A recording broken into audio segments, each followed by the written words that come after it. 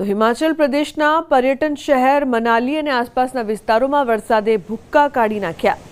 ખીણમાં સતત વરસાદના કારણે તાપમાન ઘટી રહ્યું છે અને બીજી તરફ નદીઓના પાણીનું સ્તર પણ વધવા લાગ્યું છે.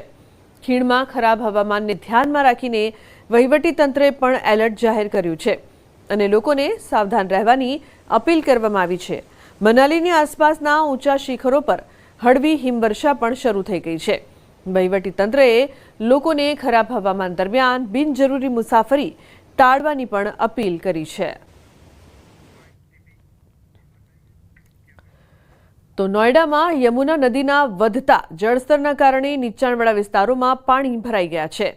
ખેતરો પાણીમાં ડૂબી ગયેલા જોવા મળ્યા તો ક્યાંક લોકોના ઘરોમાં પાણી ભરાઈ ગયા. અહીં સેક્ટર 150ના દ્રશ્યો સામે આવ્યા છે. તમે જોઈ શકો છો કે ફાર્મ હાઉસ પાણીથી તરબોળ થઈ ગયો છે. ફાર્મ હાઉસમાં પાણી ભરાયેલા જોવા મળી રહ્યા છે.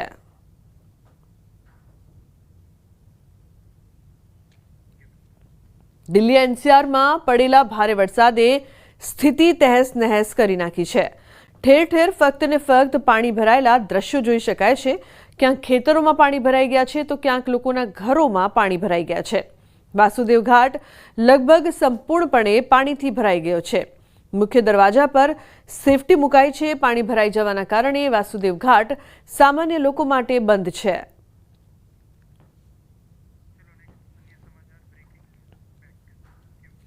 અન્ય મહત્વપૂર્ણ સમાચારની જો વાત કરીએ તો આજથી જીએસટી કાઉન્સિલની 2 દિવસીય બેઠક નિર્મલા સીતારમણની અધ્યક્ષતામાં આ બેઠક મળશે. 12% અને 28%ના સ્લેબ થઈ શકે છે નાબૂદ. 5% અને 18%ના ફક્ત 2 દર લાગુ થઈ શકે છે. તો ખૂબ જ મહત્વપૂર્ણ આ બેઠક છે જે મળવા જઈ રહી છે, જેના પર સૌ કોઈની નજર રહેશે. આજથી જીએસટી કાઉન્સિલની 2 દિવસીય બેઠક મળવા જઈ રહી છે. નિર્મલા સીતારમણની અધ્યક્ષતામાં આ બેઠક હશે અને 12% અને 28%નો જે સ્લેબ છે તે નાબૂદ થઈ શકે તેવી સંભાવના છે, જેની જગ્યાએ 5 અને 18%નું સ્લેબ રહેશે.